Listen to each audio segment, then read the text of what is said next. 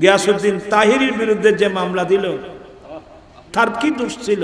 যারা মামলা দিয়েছ তোমরা কি মুসলমান না? তোমরা কি আল্লাহ বেহতর জানে। তাড়াতাড়ি তওবা করো, মামলা উঠায় নাও, নতুবা তোমাদেরকে বেঈমান হয়ে মরতে হবে। আমার নবীর সুপারিশ তোমাদের জন্য হারাম হয়ে যাবে। আল্লাহ অনেক শয়তান, অনেক দুষ্ট, অনেক শয়তান জালেম আহলে সুন্নাত ওয়াল জামাতের আলেমদের, বিশেষ করে আজকের আমি জনাব মাওলানা মুফতি গিয়াসউদ্দিন তাহিরির বিরুদ্ধে যে মামলা দিল তার কি দোষ ছিল? দোষটা কি? কেউ যদি নবীর পরিবার নিয়ে হাসাহাসি করে, ঠাট্টা করে, এটা বিরুদ্ধে বলা আহলে সুন্নাত না, সমস্ত মুসলিমের ইমানি নৈতিক দায়িত্ব। এটা বলতে গিয়ে অনেকে মামলা খেলো, তো মামলা অসুবিধা কি? জেলখানা, আমার নবী বলছেন এই দুনিয়াতে ইমানদারের জন্য জেলখানা, এই দুনিয়াতে ইমানদারের জেলখানা, এখানে হক কথা বলার জায়গা নাই। ইবলিসের শয়তানি বেড়ে গেছে।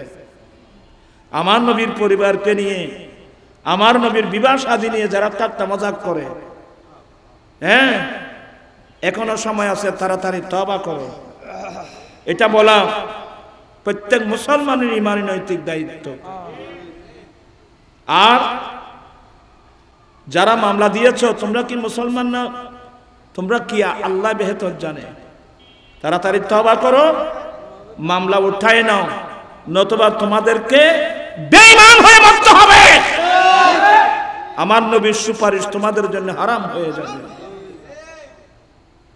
আল্লাহ তুমি জাতিকে হেফাজত করো, আমাদের দেশকে তুমি হেফাজত করো।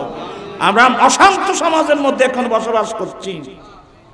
আল্লাহ যাদের দ্বারা দেশ সমাজ কমের উপকৃত হবে, দেশ উন্নতির দিকে যাবে, এমন সরকার তুমি দয়া করে আমাদেরকে দান করো। আল্লাহ আমরা তওবা করছি, আমাদের তওবা কবুল করো।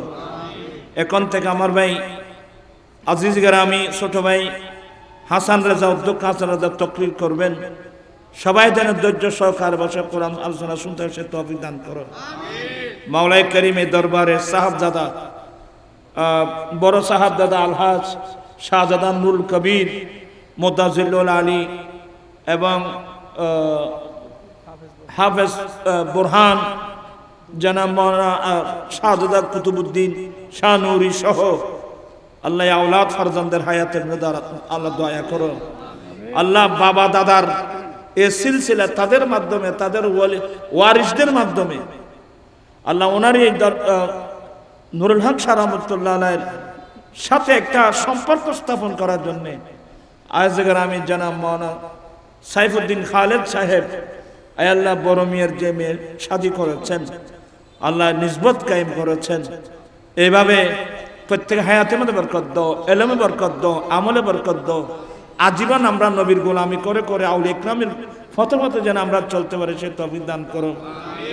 আজকের আমি জনাব চেয়ারম্যান আব্দুর রশিদ দৌলতি, আল্লাহ নিজের জীবনের ঝুঁকি নিয়ে এই চেয়ারম্যানের দায়িত্ব পালন করে যাচ্ছেন। কত আক্রান্ত হলেন, তার হায়াত দরাজ করো।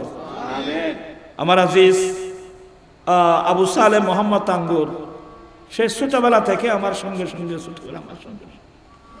আল্লাহ এইভাবে আরো অনেক আছে, আমি কজনের নাম বলবো। আল্লাহ তাদের এলমে বরকত দাও, আমলে বরকত দাও, নেককার ছেলে সন্তান দান করো।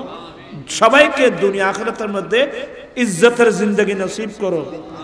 বিহাক্কিনাল্লাহ ওয়া মালাইকাতু ইউসাল্লুনা আলান নবী ইয়া আইয়ুহাল্লাযীনা আমানু সাল্লু আলাইহি ওয়া সাল্লিমু তাসলিমা সাল্লাল্লাহু আলা নবিয়িল উম্মি ওয়া আলিহি সাল্লাল্লাহু আলাইহি ওয়াসাল্লাম সালাতাম ওয়া সালামুন আলাইকা ইয়া রাসূলুল্লাহ বিহাক্কি লা ইলাহা ইল্লাল্লাহ।